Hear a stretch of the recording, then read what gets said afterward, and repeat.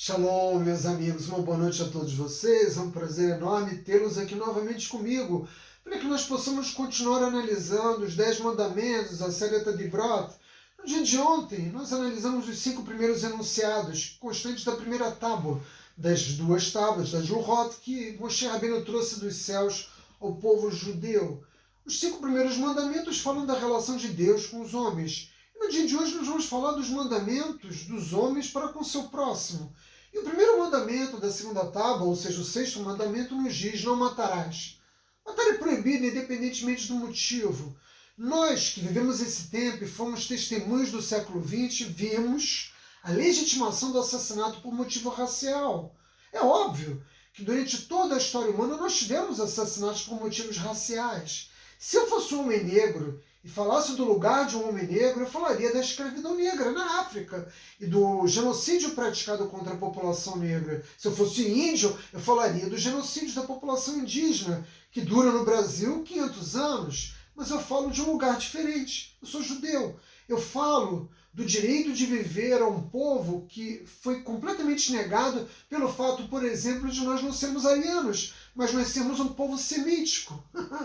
Isso para falar apenas da perseguição nazista, mas a verdade é que desde a destruição do segundo Beit HaMikdash, o povo judeu foi perseguido em todas as eras. Na Inquisição, nos pogroms na Ucrânia e na Rússia, nós fomos perseguidos por Roma, fomos escravizados, vítimas de tortura e assassinato durante esses últimos 2000 anos, simplesmente por sermos judeus, ou seja, uma perseguição motivada por razões raciais. E quando nós entramos no século XXI, ele não se deu sob os auspícios de uma nova era, né? De uma era no qual a ameaça de perseguição por motivação racial desaparecesse. Muito pelo contrário, o século XXI traz como consígnia o Estado Islâmico no futuro. Quando nós pensamos no início do século XXI, o que nós vamos lembrar?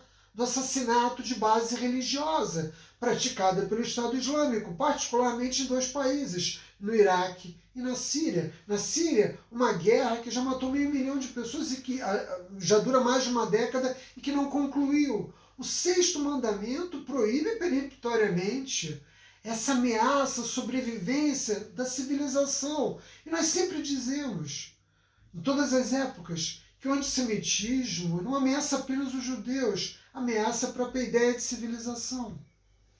O sétimo mandamento nos diz: não cometerás adultério. Houve um tempo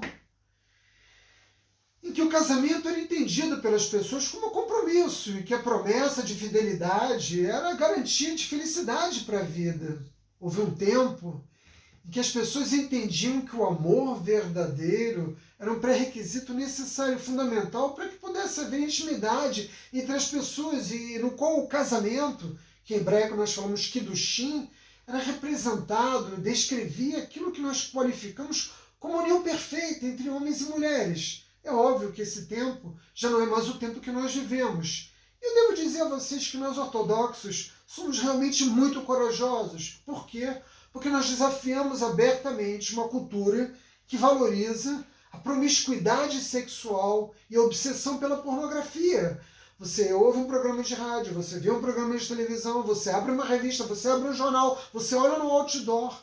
Existe uma massificação da pornografia. Basicamente, a pornografia é um instrumento para a comercialização de todos os bens produzidos por essa cultura. E na nossa sociedade nós ensinamos os jovens o quê? Que o prazer físico é o bem mais valioso a ser adquirido. E é por isso que, tragicamente, cada um de nós, para poder viver dentro dessa cultura ocidental, deve ser sexualmente atraente. Isso é muito útil à indústria da moda, à indústria dos cosméticos, à indústria da beleza masculina ou feminina.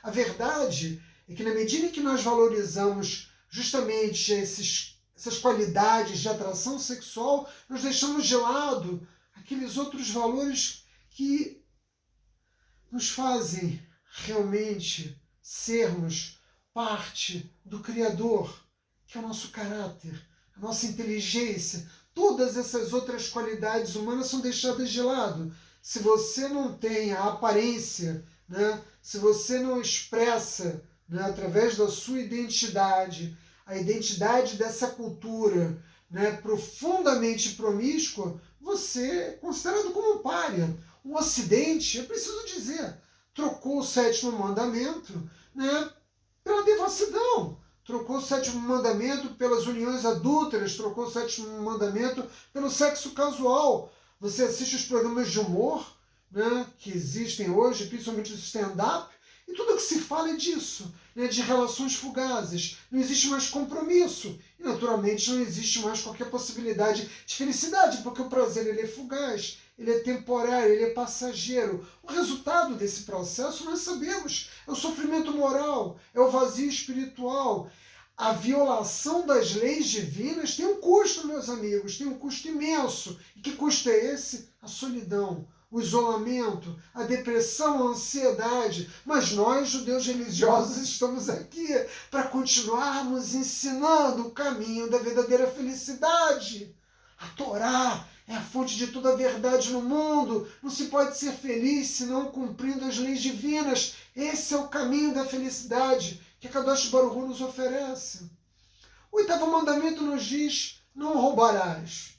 Mas vejam, no Talmud, que é a Torá oral, que é o que qualifica os mandamentos contidos na Torá escrita, roubar não significa apenas se apropriar, tomar, né, de alguém uma propriedade. No Talmud, né, que nos explica como devemos interpretar os mandamentos da Torá, o roubo ocorre quando nós não cumprimos as nossas obrigações. E eu quero falar particularmente do mundo do trabalho. Quando nós não damos o melhor de nós, né, para qualquer que seja o trabalho que nós realizamos de natureza remunerada, eu não me refiro ao trabalho voluntário, naturalmente, quando nós não nos empenhamos ao máximo naquilo que nos comprometemos nas nossas relações trabalhistas, o que nós estamos fazendo é roubo do tempo. Esse conceito é um conceito americano, né, e que tem sido longamente pesquisado e que mostra que todos os anos, pelo menos nos Estados Unidos,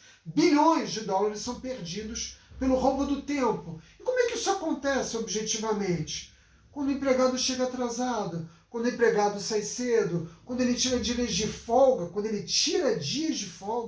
alegando que se encontra doente, quando na verdade ele não está doente, quando ele se socializa no local de trabalho mais do que convém, utilizando a esquina do café e da água como local de bate-papo, não prestando atenção no trabalho, lendo revistas durante a sua jornada de trabalho, fazendo ligações pessoais, fazendo negócios privados, pausas largas, lanches durante a tarde. Existem centenas de formas de roubar o tempo na relação contratual. E isso tudo é considerado pela Torá como violação do oitavo mandamento. Eu sei que muitos de vocês nesse momento devem estar pensando: não, mas o meu empregador também não cumpre as obrigações contratuais dele, ele não me pagou as horas extras, ele não me garantiu os direitos que a lei confere ao trabalhador. São coisas diferentes. O fato de nós termos os nossos direitos violados pelo empregador não nos confere legitimidade para praticar a mesma violação. São coisas diferentes, meus amigos. Vamos fazer o melhor de nós, até porque o Criador tudo vê, Ele tudo sabe. Independentemente da situação econômica do país, das leis trabalhistas, quem governa o mundo é a Kadosh Baruch Hu. O nono mandamento nos diz: você não deve dar falso testemunho.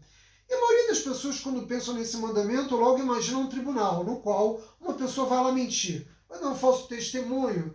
Mas a verdade é que, poucas vezes, as pessoas têm oportunidade realmente de comparecer num juízo para dizer qualquer coisa a respeito de uma contenda que exista. A verdade é que as palavras são armas, e essas armas elas podem curar uma ferida, mas elas também podem matar. Nós, quando damos o nosso falso testemunho, nós estamos cometendo um pecado, e a Torá qualifica dessa forma, semelhante a um homicídio. Porque veja, né, na maior parte das vezes, o falso testemunho que nós damos não é em juízo. O falso testemunho que nós damos é fora dos tribunais, é através de um pecado que é cometido diariamente, que ela chonará, que são fofocas, que são rumores maliciosos, no qual você destrói reputações, no qual você mata amizades.